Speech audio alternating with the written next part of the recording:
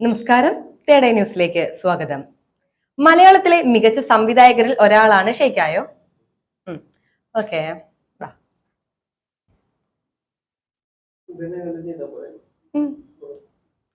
നമസ്കാരം.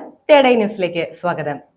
മലയാളത്തിലെ മികച്ച സംവിധായകരിൽ ഒരാളാണ് എം പത്മകുമാർ. സിനിമയിൽ അസിസ്റ്റന്റ് ഡയറക്ടറായി കരിയർ ആരംഭിച്ച അദ്ദേഹം നിരവധി മുൻനിര സംവിധായകരുടെ കീഴിൽ പ്രവർത്തിച്ചിട്ടുണ്ട്. ഇപ്പോഴിതാ മോഹൻലാലിനെയും മമ്മൂട്ടിയെയും അവഗണിച്ച് പൃഥ്വിരാജിനെ തിരഞ്ഞെടുത്തതിനുള്ള കാരണം വെളിപ്പെടുത്തുകയാണ്. 2003 പുറത്തിറങ്ങിയ അമ്മക്കിളിക്കോട് എന്ന ചിത്രത്തിലൂടെയാണ് എം പത്മകുമാർ സ്വതന്ത്ര സംവിധായകനാകുന്നത്. നവ്യ നായരും പൃഥ്വിരാജ് സുകുമാരനും ഒന്നിച്ച ഈ ചിത്രത്തിന് തിരക്കഥയൊരുക്കിയത് രഞ്ജിത്താണ്. മമ്മൂട്ടി, മോഹൻലാൽ ഉൾപ്പെടെയുള്ള സൂപ്പർ താരങ്ങൾ ഉള്ളപ്പോൾ അന്ന് സ്റ്റാർ പദവിയില്ലാത്ത പൃഥ്വിരാജിനെ നായകനാക്കിയത് എന്തുകൊണ്ടാണെന്ന ചോദ്യത്തിന് മറുപടി പറയുകയാണ് സംവിധായകൻ.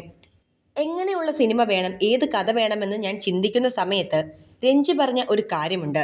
മലയാള സിനിമയിൽ ഒരുപാട് സംവിധായകരുണ്ട്. ഒരു വർഷം ധാരാളം സിനിമകൾ മലയാളത്തിൽ വരുന്നുണ്ട്.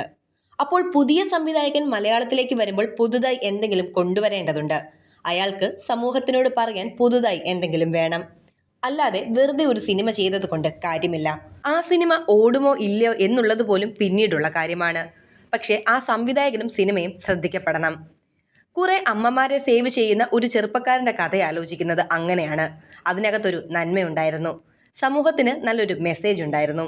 അങ്ങനെയുള്ള സിനിമയാകണം ഒരു സംവിധായകൻ ആദ്യം ചെയ്യേണ്ടതെന്ന് തോന്നി. ഇങ്ങനെ ഒരു വിഷയം സിനിമ എടുക്കുമ്പോൾ അതിൽ നവ്യയും പൃഥ്വിരാജിനെയും പോലെയുള്ള അല്ലെങ്കിൽ ആ പ്രായത്തിലുള്ള ആളുകളാണ് വളരെ നല്ലത്. മമ്മൂട്ടി, മോഹൻലാൽ പോലെയുള്ള സൂപ്പർ സ്റ്റാർ ലെവലിലേക്ക് പോകേണ്ടതല്ലായിരുന്നു ആ സിനിമ. ആ തീരുമാനത്തിൽ നിന്നാണ് അമ്മക്കിളിക്കൂട് എന്ന ചിത്രം ഉണ്ടാകുന്നതും.